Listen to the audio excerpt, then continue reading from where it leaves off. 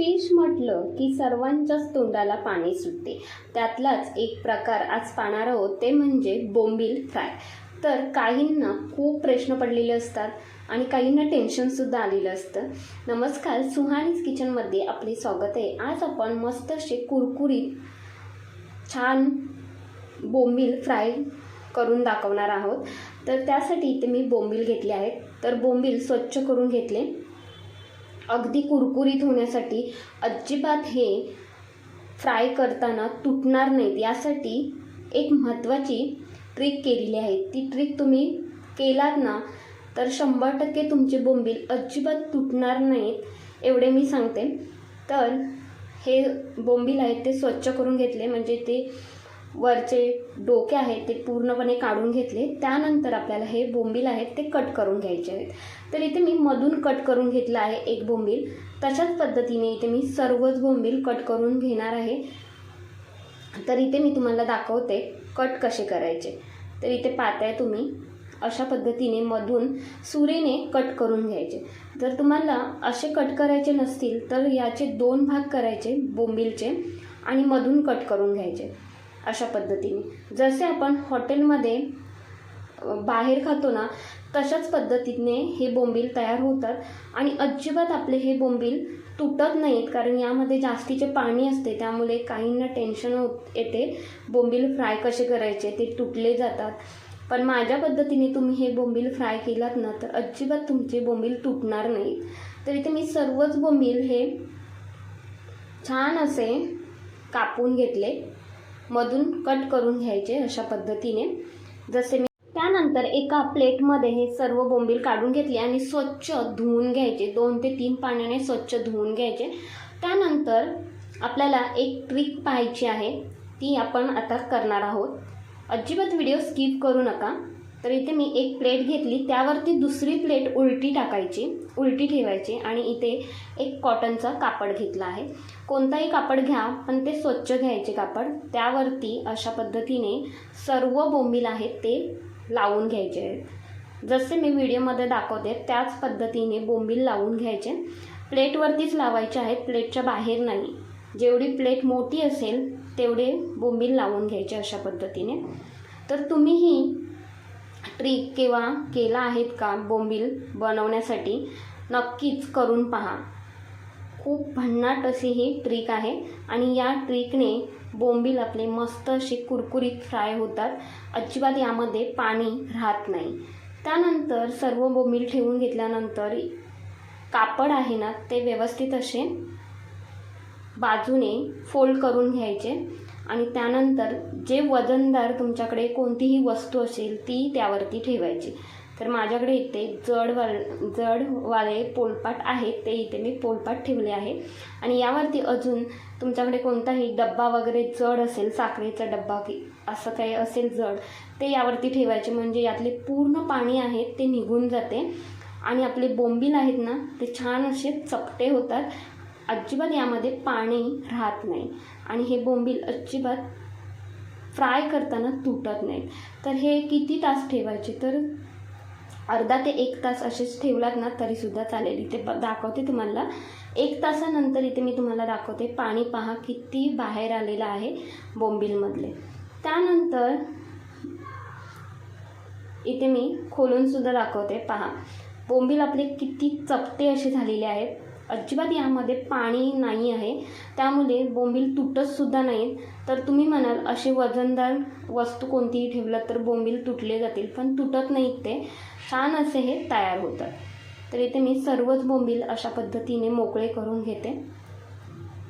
तर सर्व बोंबील मोकळे करून घेतल्यानंतर आता यामध्ये आपल्याला काही मसाले घालायचे आहेत. तर इथे तुम्हाला जवळूनसुद्धा दाखवते, पहा यामध्ये पाणी अजिबात नाही आहे, एवढे हे छान बोंबील आपले तयार झालेले आहेत.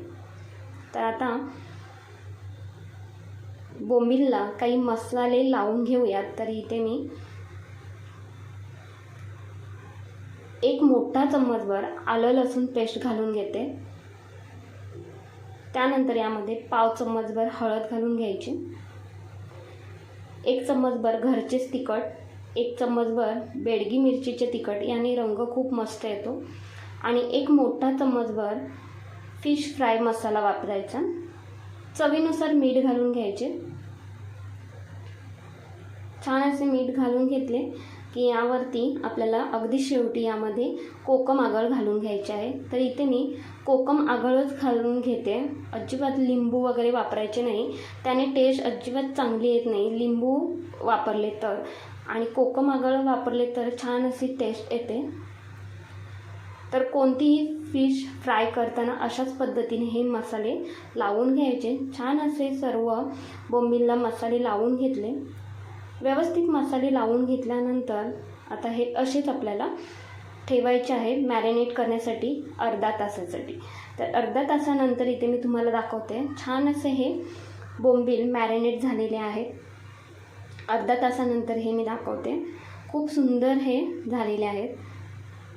आणि अशा पद्धतीने तुम्ही बनवलात नसाल ना तर खरंच बनवा, खूप छान होतात. तर इथे आपल्याला एका प्लेटमध्ये पाववाटीभर रवा घ्यायचा आहे. तर इथे मी जाड रवाच घेतला आहे. आणि पाववाटीभर तांदूळ पीठ घ्यायचे. 1 चम्मचभर तिखट, 1 चम्मचभर हळद घालून घेतली आणि हे व्यवस्थित हाताने एकजीव करून घ्यायचे. तर छान असे कुरकुरीत बोंबील होण्यासाठी अशा पद्धतीने ही ट्रिक नक्कीच करून पहा. तरच तुमचे बोंबील मस्त असे कुरकुरीत तयार होतील आणि अजिबात फ्राय करताना तुटणार नाही. तर हे व्यवस्थित असे मिक्स करून घेतले. त्यामध्ये आपल्याला एक एक करून बोंबील घोलवून घ्यायचं आहे. अशा पद्धतीने व्यवस्थित असं घोलवून घ्यायचं.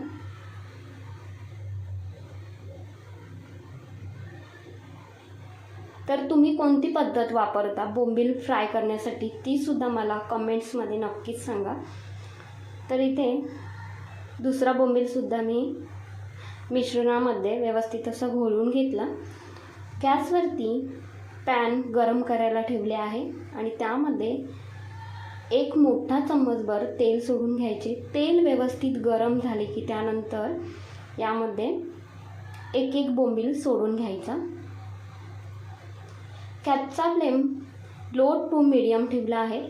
एकदम लो पण नाही ठेवायचा, म्हणजे मंद पण नाही ठेवायचा आणि हाय पण नाही ठेवायचा. लो टू मीडियम ठेवायचा. तरच आपले बोंबील छान असे कुरकुरीत तयार होतात. अजिबात 1 ते 2 मिनिटभर हे बोंबील अजिबात पलटी करायचे नाहीत किंवा चम्मचसुद्धा लावायचं नाही. त्यानंतरच हे बोंबील पलटी करून घ्यायचे. तर खालच्या बाजूने छान असे शेकले गेले की नंतरच हे पलटी करून घ्यायचे. तर मस्त असे हे बोंबील पलटी करून घेते. दिसायला एवढे सुंदर दिसत आहेत ना, त्यापेक्षा चवीला 1 नंबर लागतात. आणि इथे पाहताय तुम्ही मी पलटी करताना अजिबात बोंबील तुटलेले नाही आहेत. याचाच अर्थ आपण जी ट्रिक केलेली आहे ना ती खूप सुंदर आहे. नक्कीच तुम्ही ती ट्रिक करून पहा. खूपच जबरदस्त हे बोंबील तयार होतात. जसे बाहेर मिळतात तशाच पद्धतीचे आपले हे बोंबील फ्राय झालेले आहेत. खूप मस्त होतात. तर इथे मी आलटून पलटून हे असे छान असे बोंबील फ्राय करून घेतले. खूप सुंदर बोंबील झालेले आहेत. आता एका प्लेटमध्ये हे मी सर्व करून घेणार आहे.